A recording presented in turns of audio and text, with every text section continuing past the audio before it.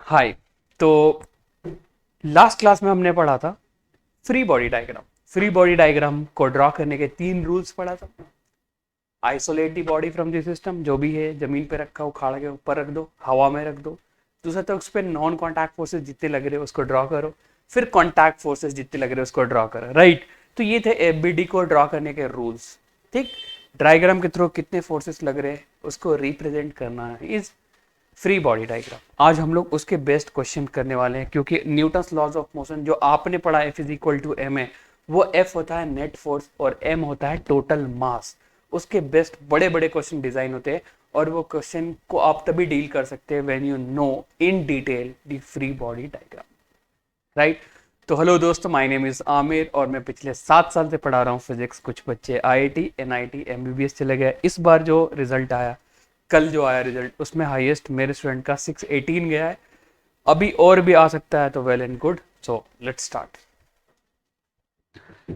सो सबसे पहला क्वेश्चन जो हम लोग लेने वाले हैं वो क्वेश्चन क्या है?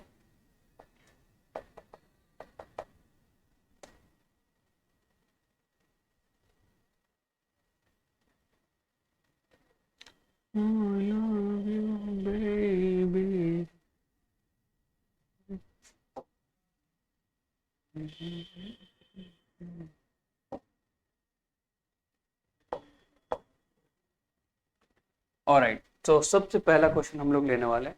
आपको एक फॉर्मूला ध्यान में रखना है कि एक्सेलरेशन जो होता है ना, वो होगा net force F net upon total mass.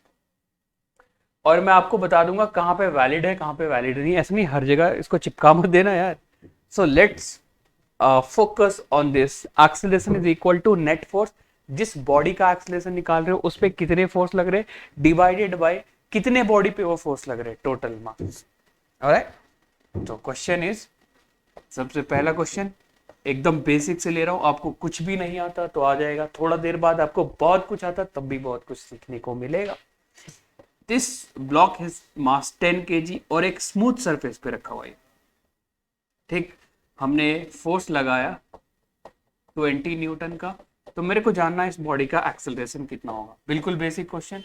तो फॉर्मूला क्या यूज करना? Acceleration is equal to F net upon total mass.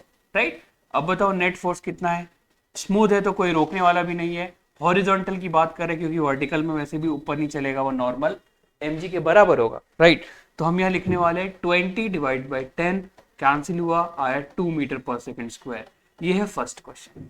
Right. अगर ये आपको आ गया तो आगे भी क्वेश्चन आ जाएंगे। आप इस चीज को बस फोकस करो कि ये फॉर्मूला मेरे को लगाने का। Alright. Moving forward for question number 2। तो क्वेश्चन ये है कि इस बार एक ब्लॉक नहीं, 2 ब्लॉक अटैच है और दोनों पर 20 न्यूटन फोर्स लगाया और दोनों का मास 10 kg है। 10 kg, 10 kg। और ये सरफेस अभी भी स्मूथ है। तो अब जो एक्सेलरेशन आएगा कॉमन एक्सेलरेशन सिस्टम का, वो कितना होगा? तो सोचना ही नहीं है। यही फोर्स है जो दोनों बॉडी को ड्राइव कर रहा है और कोई है ही नहीं फोर्स।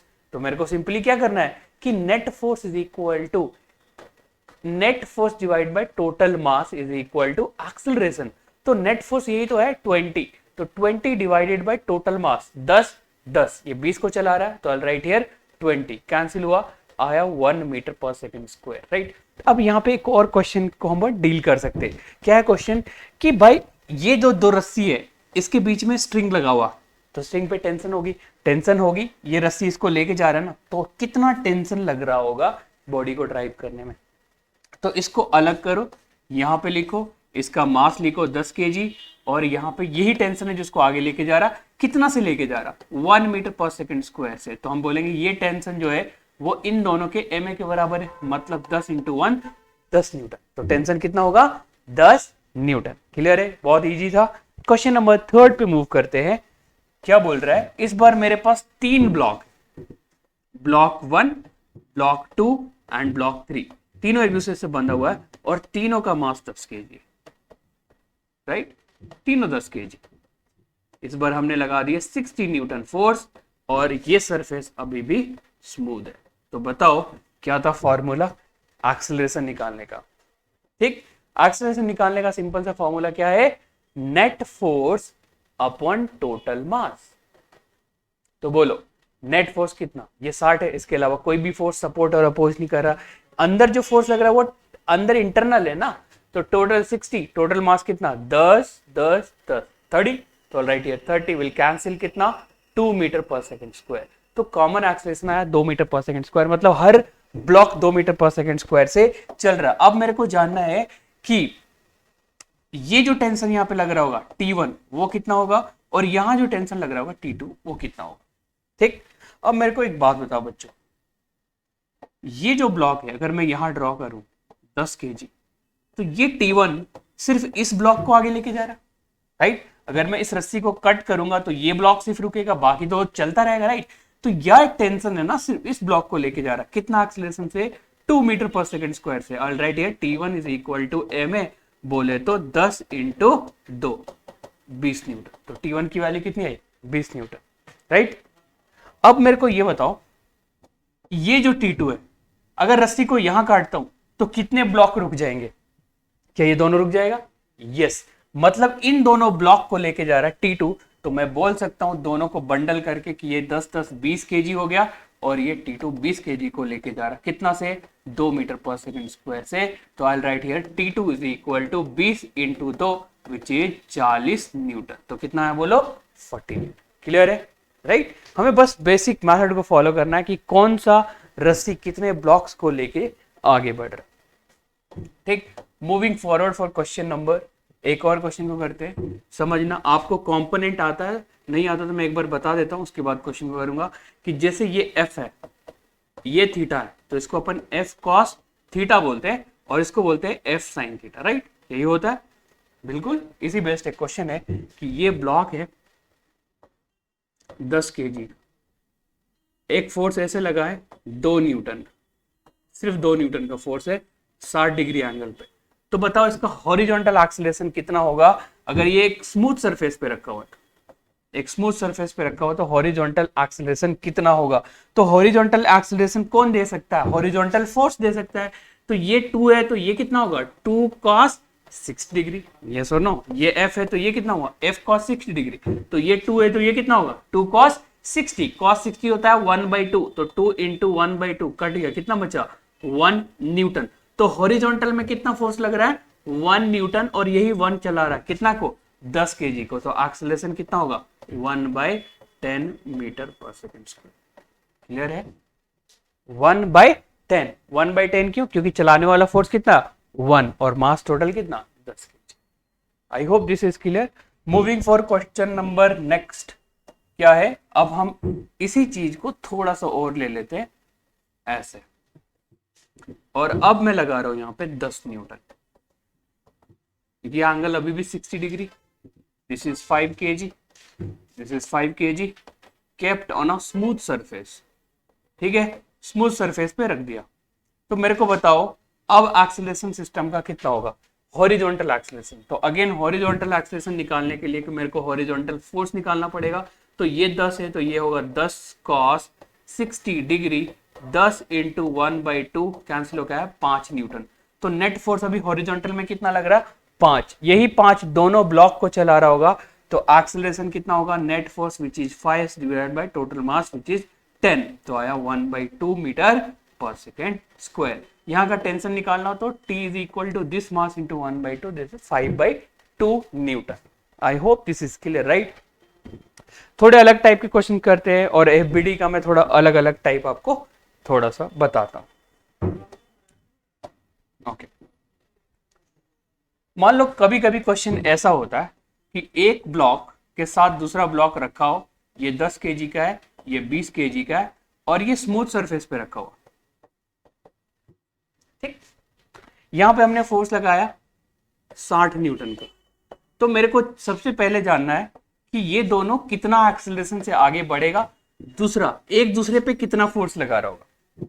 एक दूसरे पे फोर्स लगा रहा होगा ना कांटेक्ट में आते ही, क्योंकि आगे बढ़ रहा है तो पीछे वाला आगे को ढकेल रहा है तभी आगे बढ़ रहा है, तो ये भी इस पे लगा रहा होगा फोर्स ना। ऑलराइट, तो सबसे पहले हम लोग कॉमन एक्सीलरेशन निकालेंगे। कॉमन एक्सीलरेशन निकालने का same formula, net force upon total mass. तो 60 divided by total mass is 10 plus 20 is 30, so will get 2 metre per second square. इसका मतलब दोनों block 2 metre per second square से जा रहा होगा। आगे वाले ब्लॉक की बात करें तो 10 केजी का है और आगे कितना से बढ़ रहा, 2 मीटर पर सेकंड स्क्वायर से आगे बढ़ रहा। इसको आर रिएक्शन जो दे रहा होगा ये 20 केजी ब्लॉक दे रहा होगा जिसकी वजह से वो आगे बढ़ रहा है। तो we can write R is equal to mass into acceleration which is 20 newton. इस ब्लॉक पे बात करें तो इस ब्लॉक पे इधर से लग रहा है 60 और इधर से लग रहा होगा 20, समझ गए। और कितने का है, 20 केजी का। तो ये अगर 20 नहीं लिखना चाहते तो R2 लिखो, आपको R2 वापस से कितना मिलेगा, R1, क्योंकि जितना ये बॉडी इस पे लगाता उतना वो बॉडी इस पे लगा रहा होगा। तो आप चाहे इस बॉडी का डायग्राम से क्वेश्चन सॉल्व करो या इस बॉडी से करो, आप दोनों केस में R की वैल्यू 20 न्यूटन ही पाओगे, right. I hope this is clear. Now will move for the next question guys. थोड़ा सा फास्ट हो गया क्या, तो एक छोटा सा क्वेश्चन करते हैं तसल्ली से, आराम से। एक पुली है, ठीक है, मासलेस पुली और स्ट्रिंग भी मासलेस, कोई फ्रिक्शन नहीं है। ये 10 केजी का है, ये 20 केजी का, ठीक है। मुझे जानना है कि सिस्टम का एक्सेलरेशन कितना होगा। अगर ये नीचे जाएगा ये ऊपर जाएगा तो कितना एक्सेलरेशन से जाएगा, ठीक। अगेन सेम फॉर्मूला एक्सेलरेशन निकालने का, क्या, net force upon total mass. तो मुझे ये बताओ क्या इधर mg लगेगा, यस। वो कितना होगा, 20 इंटू जी को 10 लेते हैं तो 200 न्यूटन। क्या mg इस पे भी लगेगा, यस लगेगा। कितना, 10 इंटू 10, 100 न्यूटन।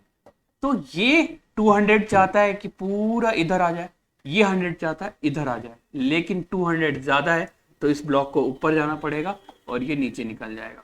तो एक बात बताओ, 200 चलाने की कोशिश कर रहा है नीचे और 100 चलाने की कर रहा है इधर कोशिश, तो फाइनली जो नेट फोर्स होगा वो होगा 200 माइनस 100।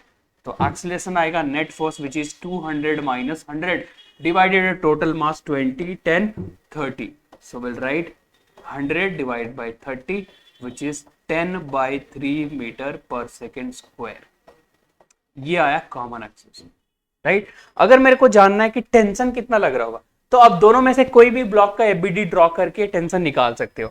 कैसे, मान लो ये है 10 केजी, 10 केजी पे ऊपर लग रहा होगा टेंशन, ये सुनो 10 केजी पे ऊपर लग रहा होगा टेंशन और नीचे कितना लग रहा होगा 100, और फाइनली ये ऊपर ही जा रहा है कितना से, 10/3 मीटर पर सेकेंड स्क्वायर से।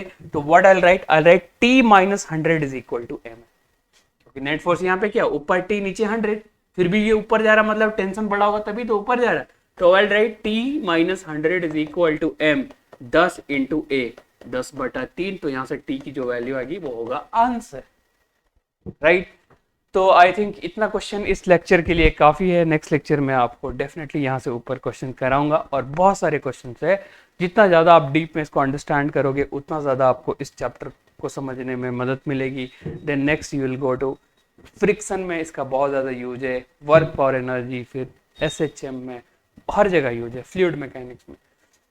Thank you so much, take care.